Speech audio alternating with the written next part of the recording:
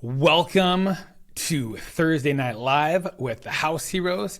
I'm Ryan, and I am here to bring you everything that's happening right now in the trenches of the warfare of real estate.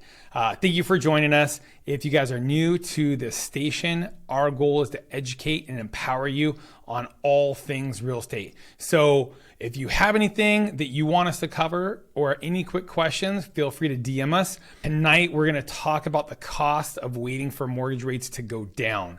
A lot of people are like, oh, well, we're just going to wait till rates go back down, which is funny because those were a lot of the same people a couple years ago that said they were going to be waiting for prices to go down. Well, normally when rates go up, it throws affordability off track, and then prices come down so that it's affordable again, and it makes sense for buyers to buy versus rent. And it's always that trade-off, right? Everything in life, you've got options. So do I buy? Do I rent? Which one makes the most sense for me? How long do I plan on being here? Do I want to be able to rotate and move again fast? Are homes less expensive to own versus rent? And, does it make sense for me to build equity and have all of the other intangible things that come with home ownership as far as being able to do what I want with the home, add on, do my own projects, really like rehab the house, right? And add value that way, put some sweat equity in it. So there are costs and trade-offs to everything. There's opportunity costs, and that's what we're here to talk about tonight is the cost of waiting for mortgage rates to go down. So let's jump into some of the slides. They're a little long worded tonight, so I'm definitely going to just give you a brief one over on it because there's a lot of ruads and words.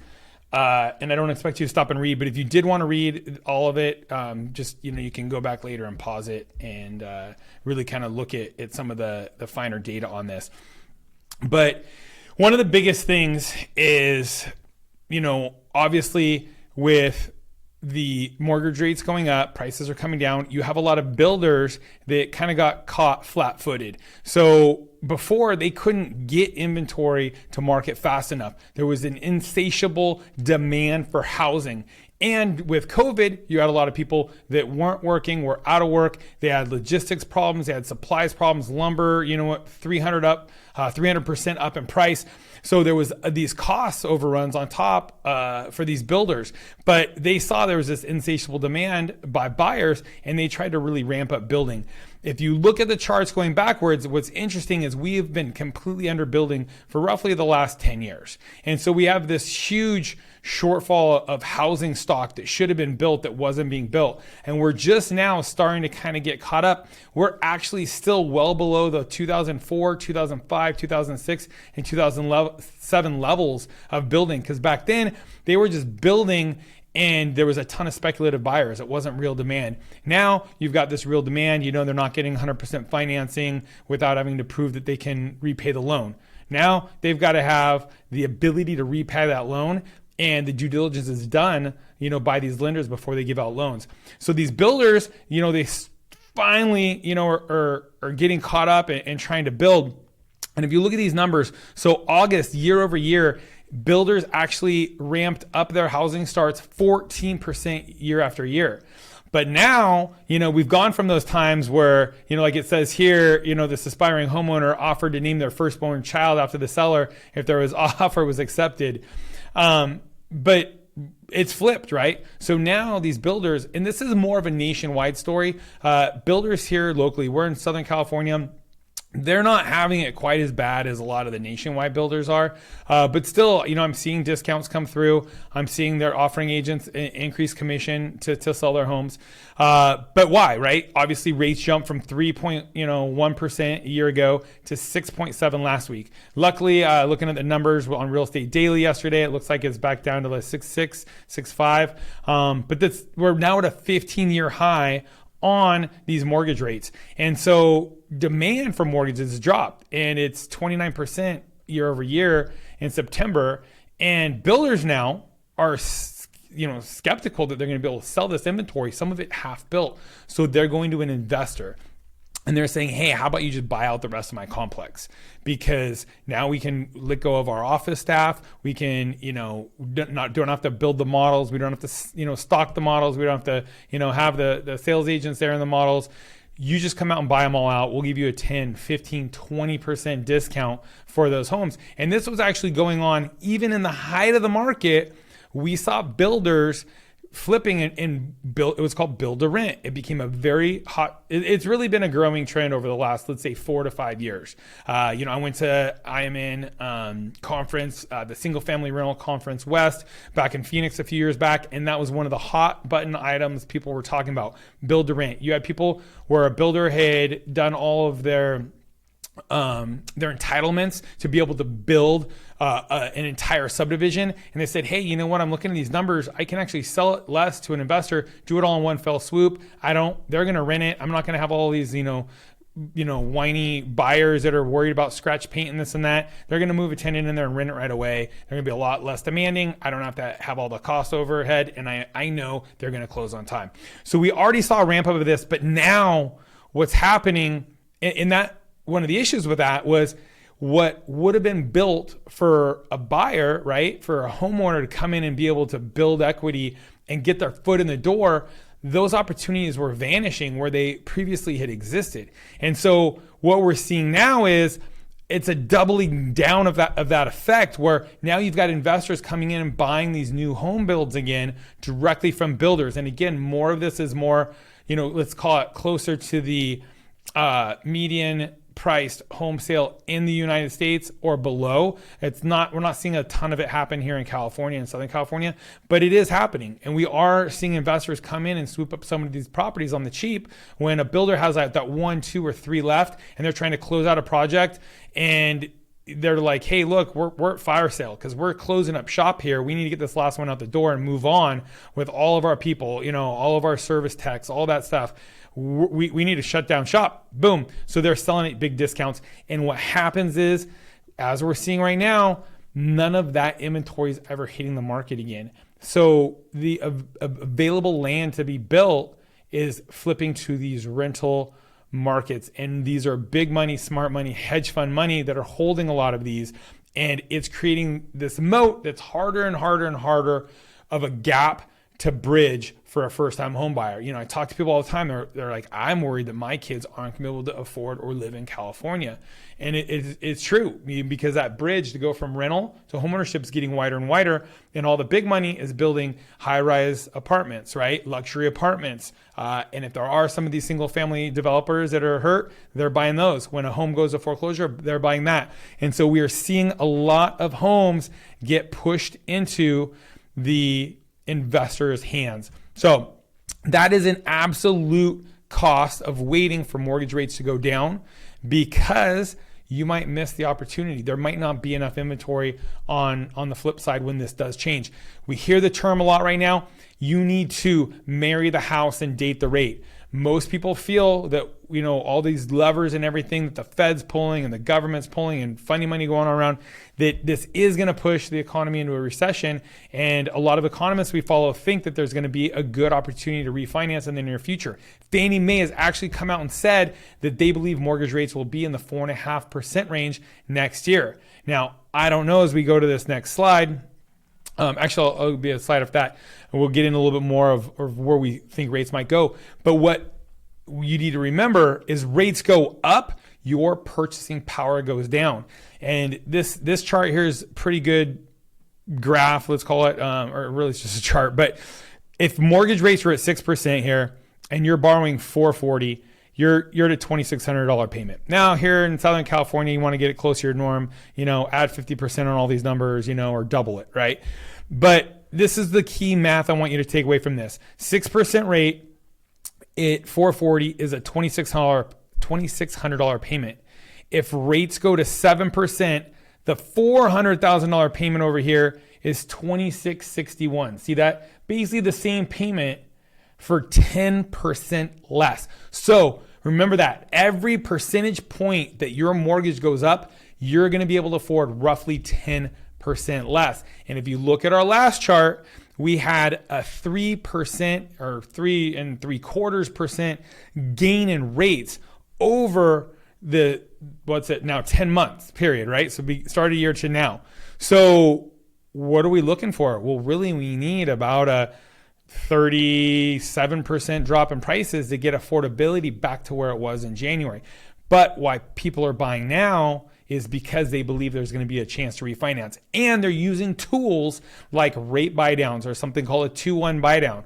It's very popular right now for you basically are normally asking the seller to credit you towards closing costs or credit you towards a lower rate. So you can either buy down the rate and have a 30-year fixed rate at a lower percentage point. So if the going rate right now is, let's say 6.5, you can have them buy it down to 6. So it's saving you $150 a month.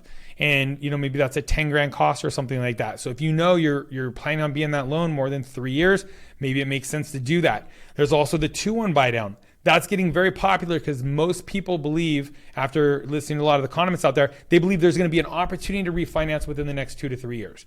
So what a 2-1 buy down is instead of having this, let's call it 6.75% rate here, year one, you're going to get a 4.75% rate in your first year. So that's a 2 percentage point drop. That's the 2 of the 2-1 buy down. Then the next year, it's going to be at 5.75. That's the 1% drop on your 2-1 buy down. And these are tools you absolutely need to be asking your lender about. You need to be asking your agent about, and you need to be penciling these numbers in and see, does that make sense to you? There are also adjustable rate mortgages, right? So when things are at 6.75, I see a lot of the adjustables down in the 6. And there's a cap. It can't go up, for the first X amount of years. So maybe it's a 5-year ARM. So that means for the first 5 years, it won't increase. Again, a lot of people are betting on the fact that they're going to have a chance to refinance it within those 5 years.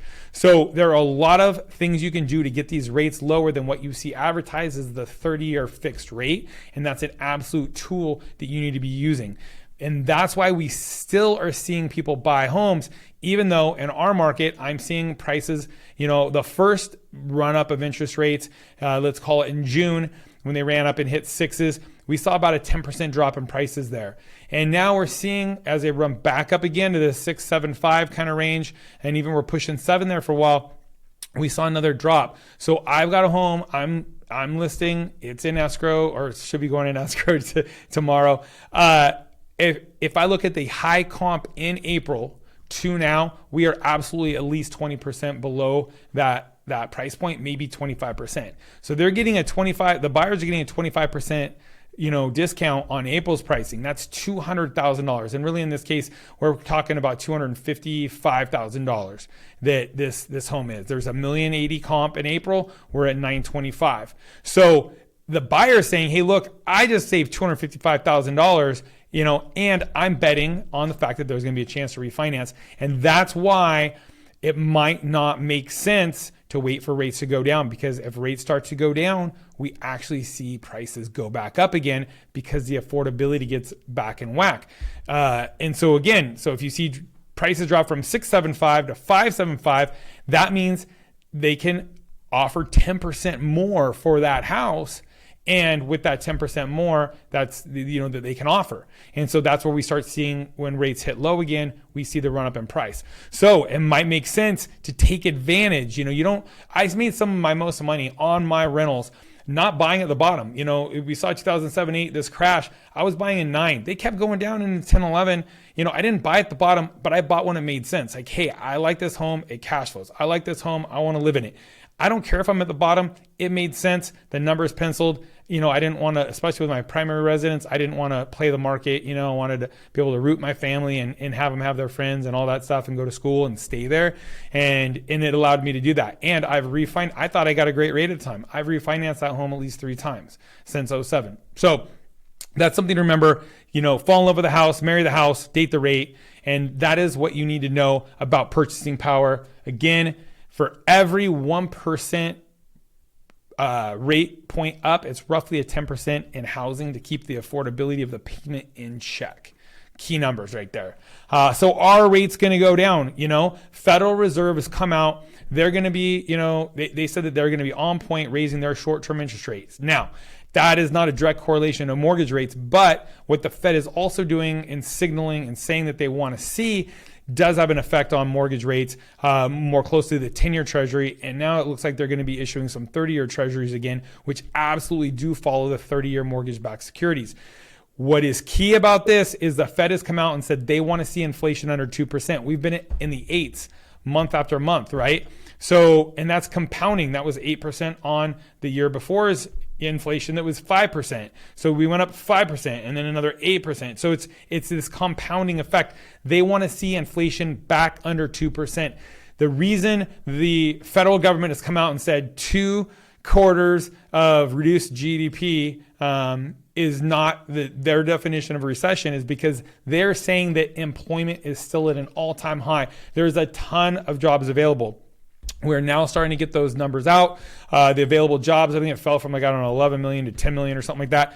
But they want to see inflation below 2%. And some of the economists that we've read and have heard talking are saying that equates to roughly a 1.3 million loss in jobs, not just job openings, but actual people employed. So we need to see destruction in available job openings, and we need to see people that are employed losing their job to get this inflation under 2%, because the Fed is not going out and trying to make the supply greater to reduce prices. They want to destroy the demand side. They want to make it painful for you to go buy things so you stop buying things.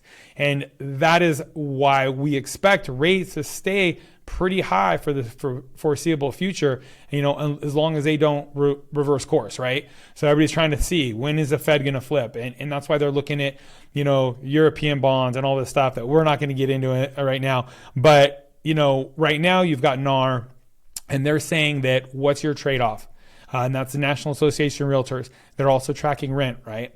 What we do know is rents are going up, and so both of your options are going up, right? Luckily with housing, you can lock in a lower price than people did back in April. You can get, at least in a lot of our areas, 20% less than what homes were selling for in April right now, especially on some of the higher end stuff. So that's a great time to get in a house. You've already got the 20% discount, lock it in, shoot, maybe do the 2-1 buy down, maybe buy out, buy a rate and do a 30-year fix if you're a little more conservative and you're not sure if you're going to have a chance to refinance in those first 2 years or 3 years.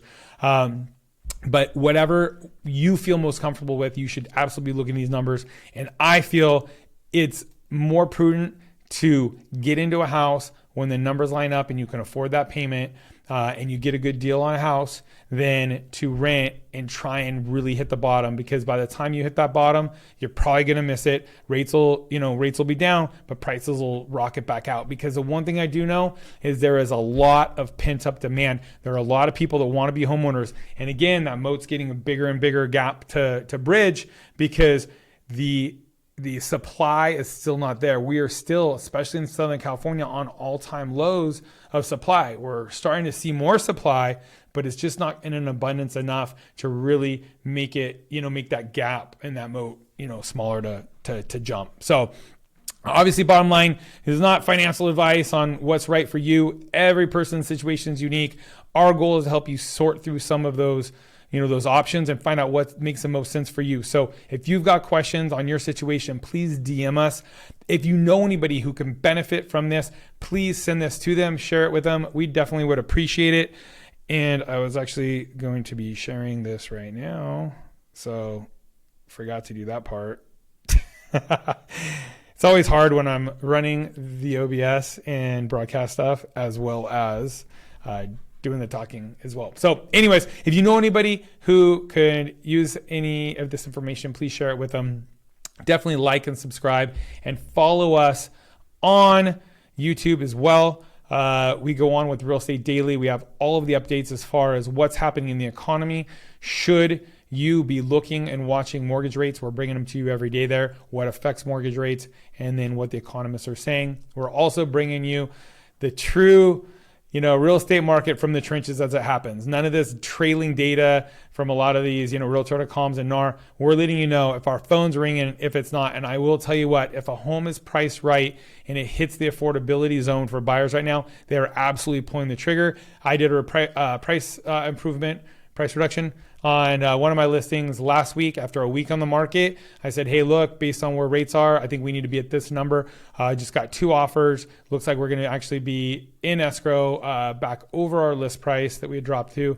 Again, one of my other ones dropped the list price on it to where I felt the affordability made sense. And it's basically that chart that we're talking about. I sit with my seller and I say, hey, look, your buyers used to be looking at a $1.8 million home. Now they can afford a 1.3 home, 1.35 with these rates where they're at with their same payment. So really, we, when we first talked, maybe we were at 1.4, but we need to be at 1.35 now. Make that adjustment, get back in their affordability zone for what buyers are used to and can really afford, and things sell. So if you know anybody out there working with a seller and needs a little help, any guidance, feel free to DM us. Obviously, they're under contract with an agent. We can't, sever that relationship, but we can always just give, some of our 2 cents on where we think we'd price it, and what we're seeing in that local market. So we're here to help. That's our whole goal. If you've got any questions, again, please DM us. Thanks for watching, and peace.